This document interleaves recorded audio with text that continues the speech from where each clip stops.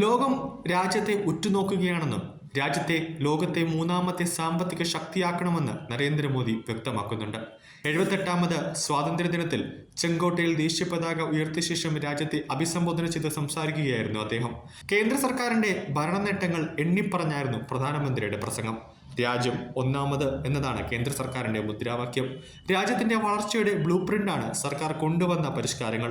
യുവാക്കളിൽ വലിയ പ്രതീക്ഷയാണ് കഴിഞ്ഞ 10 വർഷം കൊണ്ട് ഉണ്ടായിരിക്കുന്നതെന്നും 2047 വികസിത ഭാരതം മാത്രമാണ് നമ്മുടെ മുന്നിലുള്ള ലക്ഷ്യമെന്നും അദ്ദേഹം പറഞ്ഞു. ജലജീവൻ മിഷനിൽ 15 ലക്ഷം ഉപഭോക്താക്കളെ കൊണ്ടുവരാൻ കഴിഞ്ഞെന്നും ലക്ഷക്കണക്കിന് ജനങ്ങൾക്ക് അതത് ഗ്രാമപ്രദേശങ്ങളിൽ വൈദ്യുതി എത്തിക്കാൻ സാധിച്ചുവെന്നും അദ്ദേഹം പറഞ്ഞു.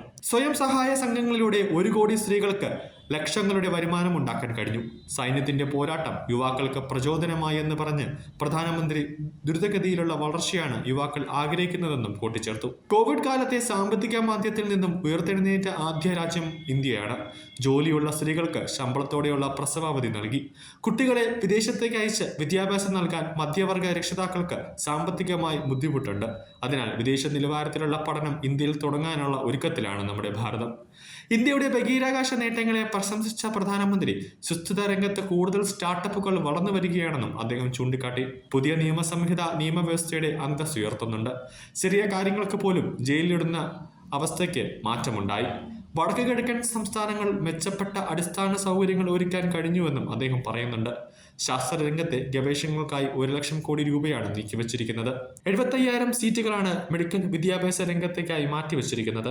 സ്ത്രീകൾക്കെതിരെയുള്ള അതിക്രമങ്ങൾക്കെതിരെ ശക്തമായ നടപടികളാണ് സർക്കാർ സ്വീകരിക്കുന്നതെന്നും രാജ്യത്തിന്റെ സുരക്ഷയിൽ യാതൊരു വിട്ടുവീഴ്ചയും നടത്തിയിട്ടില്ലെന്നും പ്രധാനമന്ത്രി വ്യക്തമാക്കുന്നുണ്ട്.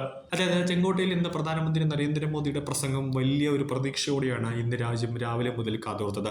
ഇന്നലെ മുതൽ തന്നെ നരേന്ദ്രമോദിയുടെ പ്രസംഗം കേൾക്കാനിടെ എന്താണ് ഒരു പുതിയ പ്രഖ്യാപനം ചെങ്കോട്ടയിൽ ഉണ്ടാകുക എന്നുള്ള കാതോർത്ത് ഇരിക്കുകയായിരുന്നു രാജ്യം. അതിന്റെ പ്രഖ്യാപനങ്ങളാണ് ഇപ്പോൾ പുറത്തേക്ക് വന്നുകൊണ്ടിരിക്കുന്നത്.